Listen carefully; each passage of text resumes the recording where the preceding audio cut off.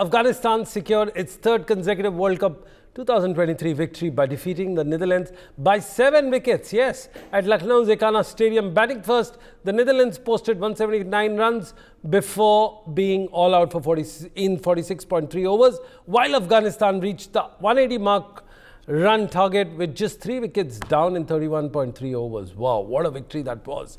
This win bolsters Afghanistan's bid for the semi-final spot, placing them 5th. Yes, Afghanistan is at 5th in the points table after the 7 matches. Who would have thought? England at 10, these guys at 5. That's how humbling cricket is. And that's my first question to Mr. Rajkumar Sharma, the coach of Virat Kohli and Dronacharya Awardee, and an acclaimed astute student of the game. Sir, did we ever expect Afghanistan to be at 5 and England to be at 10? Not at all, Sunil. It is just shocking. Especially, I'm really sorry for England, the way they have played, and they were the defending champions, and a lot was expected from them because they have started a new type of cricket, but unfortunately they failed badly. And they would fail that badly was not at all expected. And for Afghanistan, really, they have done wonders. They have defeated 3 World Cup winners team, and now they are looking for a place in semi-final. And if they reach there, it will be a remarkable feat for them. Well, Afghanistan started strongly, reaching 55 runs for the loss of 1 wicket in their first 10 overs. Opener Rahmatullah Gurbaz contributed 10 runs before departing. In the upcoming matches today, which is again very important for Pakistan as well, there is some permutation combination. We will let you know what it is. But today, New Zealand faces Pakistan at Bangalore, while Australia takes on England in Ahmedabad. Well, it's a very topsy-turvy thing right now on the table. Let's go to Mr. Rajkumar Sharma and ask him, sir, do you think this is the reason why teams started scoring 350, 400? Because they know the later half of the game, it's going to be a very close call finish, the Kodak film finish, as they call it. Definitely, net run rate will definitely come into play in the last matches, and everybody knew that it is going to happen. That is why they all want that they should win with big margins, And India and South Africa has done well for that in that matter. And here Australia and New Zealand are struggling, and they would now try to come close to India and South African run rate by winning their matches by remarkable margins. But it's not going to be that easy for them. Absolutely, sir. There's another news coming in as we speak. We will come to our match standing in a while, but the other big news, rather disturbing. Hardik Pandya, the best all-rounder in the world, is not going to be a part of the World Cup team in this World Cup at all. It's a sad news, sir. Your views? Definitely, it's a big setback for Indian team. He was our ace all-rounder, and a lot was expected from him because he was contributing both with the bat as well as with the ball. So, he was our number 1 all-rounder, and he would be badly missed. And, there would be a lot of different combinations India would have to seek now, because he was a sort of a player who was giving balance to the team. But unfortunately, he's not there, and now they have inducted Prasidh Krishna, who is mainly a bowler. I don't think he would be playing in the 11, but yes, it is a big setback for Indian preparation for the finals and for the World Cup winning.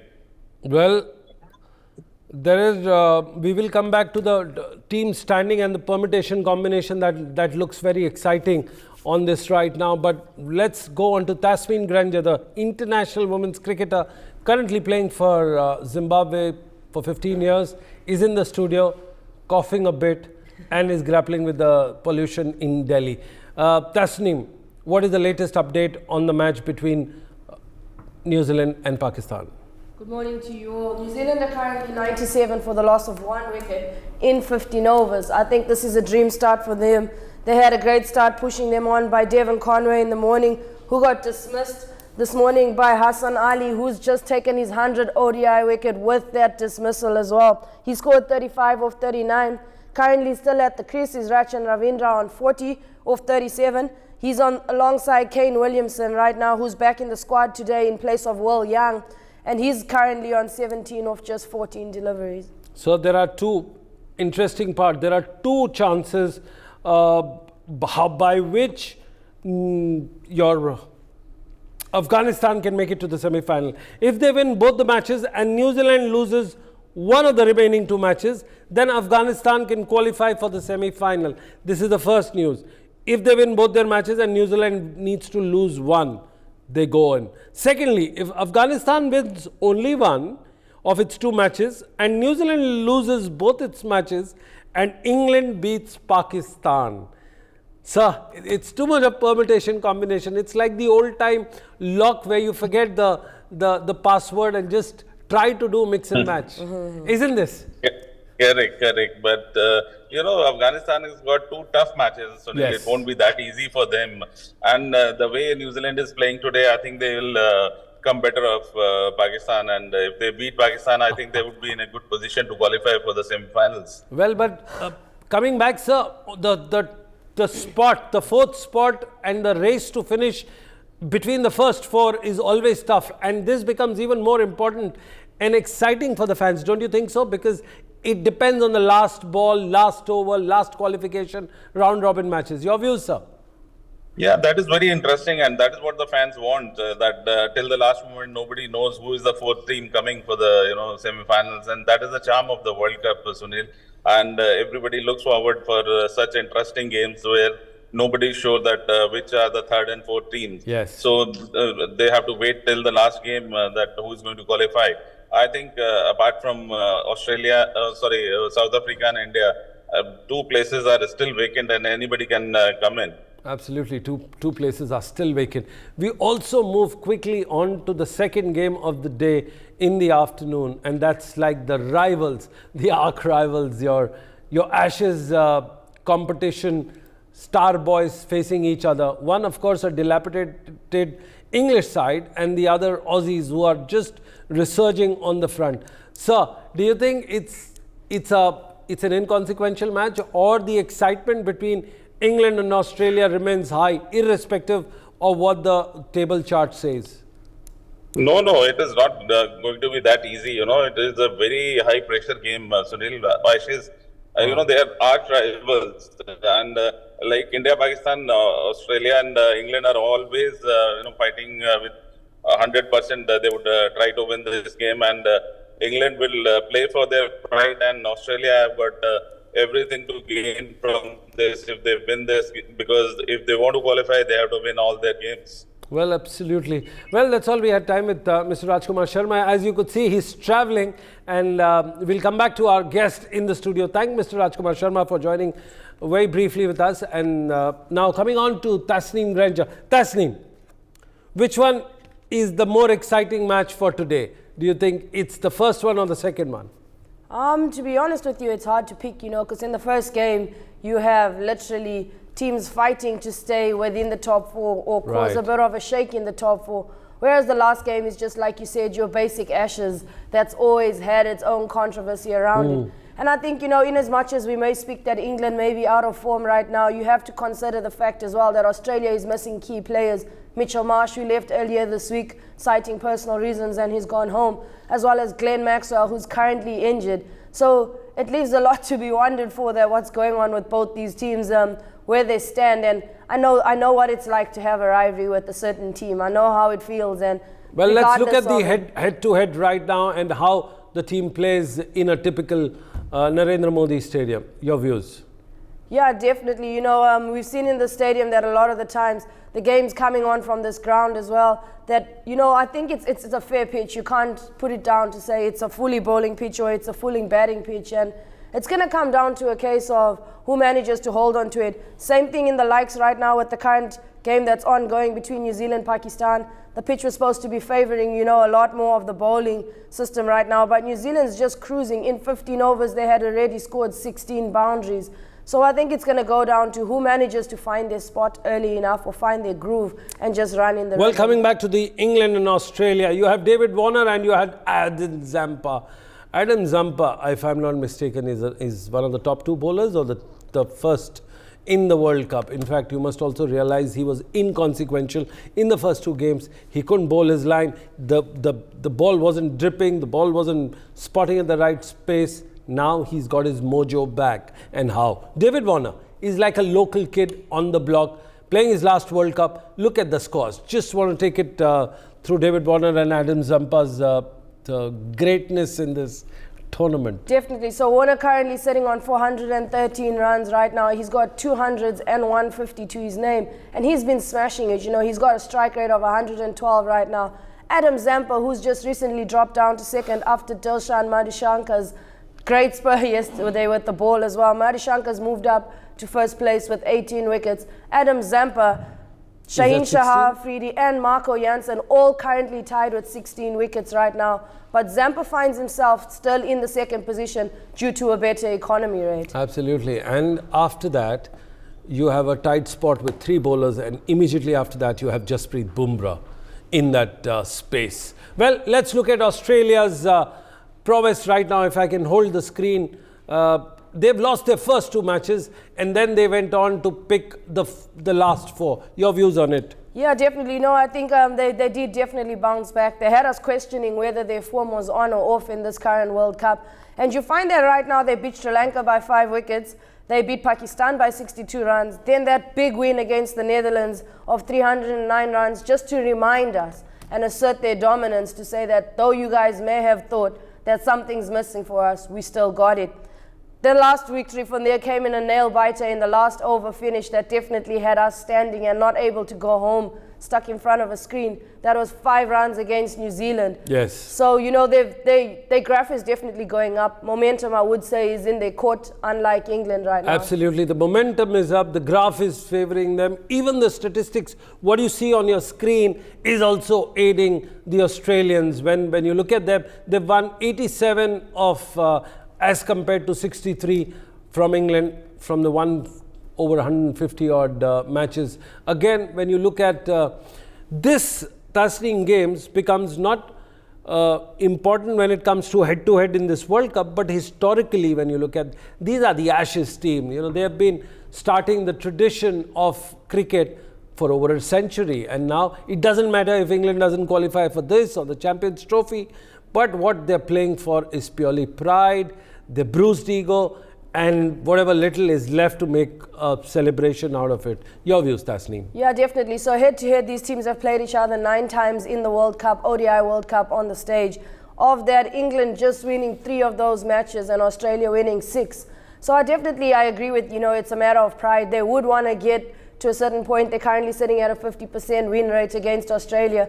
Maybe shift the ball, shift the favour, shift the stats back in their court as well with the win today. And obviously England winning today does cause a bit of a rift for Australia as well, where they will sit on the points table as well in the top 4. Well, when you look at the average score at this stadium, it looks like 241. Am I right to read that? Yes, that's correct. And what is 365? The highest team total so far on this ground. So you have a huge margin from 241 to 365. So what is your assessment? I feel it's a 300 game. What is your view? Yeah, definitely. Like I said, you know, if you look at the stats, teams bowling first versus teams batting first, you know, it's an equal amount of games that have been won at this pitch, both running at 14. So it's going to go down to whoever's players come firing on that day. Definitely, I'd say, you know, 300 on the cards, 320 easily as well. It's just going to be who's more consistent being that, and who's out there and who's going to show some character. Well, one interesting factor what you see on this particular pitch is that you've got 14 times team batting first and 14 times team batting second, winning the match. Yeah. What does it tell you? It tells you it's not a game about the pitch, the condition, and whatever the surround sound is. It is purely on skill. Let's move on to the next slide and we'll see how things evolve in this particular match. In fact, when you look at their head-to-head, look at this. How England has played. This is one slide that they're going to forget everything. I think they're going to erase this from their history books because they lost the first match to New Zealand. The only time they were successful were in against Bangladesh. Then they were lost to Afghanistan, South Africa, Sri Lanka, India, and the carnage continues today. Tell me Yeah, about definitely. You know, they not having the greatest outing here when you stop and actually think about it. I'm not sure when last things have actually gone this way for England, or if they ever have, to be honest with you. that. The lowest margin for the defeat was 69 runs. And we're talking about the defending champions, the guys who created the template for the modern day. And this is what it looks like. It looks like a sad, pale shadow of the team that used to be in the 2019 World Cup final. In fact, it was a privilege to watch them play from the Lords, and it was an all-time high watching and this country celebrating after the 1966 football final World Cup that they won at their home. This was their greatest victory, and look at this. I'm sure a lot of England detractors would be finding it very amusing. Yeah, you know, we've been having David Brooks on our show, you know, and he's the best. Like, I've had the greatest experience, you know, just listening to him talk. It's not very often you find someone criticizing their own country that they actually come from. But the thing for me, it's constructive criticism at the end of the day. It's not just saying bad things that are going on and stating The good part here is we're talking about statistics, analyzing it, and then putting a point of view of the fans. It's not our version. No, it's what not you at see all. on television. It's what the stats say. Our commentary is just an extrapolation of what You know, it is I don't know when last England has come into a World Cup match setting and won just one game by this Let's stage. look at this slide. This is interesting. You want to take us through, Tasmin? You have 90 matches of England in the World Cups. They've tied 150 of it. Lost 38. One has had no results, but out of 90, they've won 50. But what happens to the rest 38? That has been in the recent past. And this is what cricket is all about. It humbles you. Tasmin, your Yeah, views. definitely. You know, there's a point in time, it's just, you know, it's like the circle of life. You're high, and then when you get to the top, you always have to be understanding that there will be a point when you go down, when you go low, and it's what happens when you get to the bottom. Is it your choice to go all the way down, or is it your choice to take 3 steps forward and maybe just 2 back, as opposed to entire 3 steps back in the process of it? We definitely miss David Brooks here with his pithy and acidic comments about the English cricket. One of the most interesting thing is that you've got an Australian women's cricket coach to take care of the defending team. Well, that's his point of view. We'll take a step back and look at two of the best, Adam Zampa and David Warner we talked about. Let's look at Australia, and I'd request my friends to hold it. Yes, they have. Again, Tasmin, just take us through the Australian, what it looks like, how many matches they've played, how many things that they've looked at, and what does the game look like for them, the Australian point of view. Yeah, you know, Australia's been doing well so far. We did discuss the fact that they started on the back foot, but they've managed to somehow pick up the slack and, you know, come back and start causing trouble at the top of the order. But I think what's going to be key today is the fact that the people that have been anchoring off their innings, for example, Mitchell Marsh, they've had Glenn Maxwell as a brilliant finisher for them as well. He's missing today in the innings. You know, Mitchell Marsh as well at the top of the order is missing. These are big problems for Australia today when they face England. Not only does the attitude of what's actually going on and the whole complexity of the Ashes add its own flavor to today's game as well, but it's a big deal because in the end, I believe that the Australian team will definitely feel the loss of 2 major players in their squad today. Well, Maxwell is one of them. Let's look at Australia and if they can hold on to the Australia part, how their journey has been. In fact, they started off not with great enthusiasm, losing to India and scoring, what, 199? Yeah, they lost by 9 wickets as well in that match. Then they went ahead and they lost to South Africa again by 134 runs. Then it began. They beat Sri Lanka by 5 wickets. They beat Pakistan by 62 runs. Again, they beat the Netherlands by 309. Wow. And then they beat New Zealand by 5 runs. I mean, look at the disparity from 1 to 309 to just 5 runs. This shows that you've got to be on the top of the game all the time, whether it's your 10 part power play or the last scoring in the power play in the last third part. That slide is going to come very soon. I think it's after this. We're going to take a quick look at that. In the meanwhile, can you check what the score is between Pakistan and New Zealand? That's interesting. And we hold it here. No, the next one. New Zealand currently still going at a flyer. They've crossed the 100 mark and they're on 111 for the loss of 1 in just 117 overs. Kane Williamson. How many overs? 17.2 overs. Oh my God. Kane Williamson on 22 of 22. Rachin Ravindra on 42 or 43 balls. And something I want to highlight for you, Rachin Ravindra has hit 7 fours this morning alone. Oh my God. And that tells This you is something. That tells you today he's not here just to stick around. Today he's here to score some runs. Absolutely. Absolutely. Well, we had an exciting display of our discussion, well, aided by some good graphics on television. For more such videos, subscribe to the NewsX YouTube channel, hit the bell icon.